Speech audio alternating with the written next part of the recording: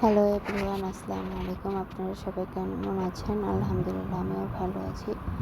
আজকে নিয়ে চলে আসলাম সসেস দিয়ে পেঁয়াজ বানাবো, তাই আপনাদের সাথে শেয়ার করতে চলে আসলাম। এখানে আমি ডাল ভিজিয়ে ডাল ব্লেন্ডার করে নিয়েছি। তার মধ্যে পেঁয়াজ, মরিচ, ধনিয়া পাতা, হলুদের গুঁড়া, জিরা গুঁড়া, তার সাথে দিয়ে দিব কিছুটা লবণ, দিয়ে ভালো করে মাখিয়ে নিব।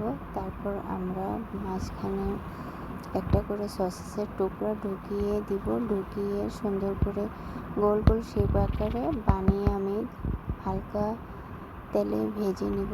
অল্প আঁচে সুন্দর করে ব্রাউন করে নিব। একদম অল্প আঁচে রান্না করলে মচমচে হবে।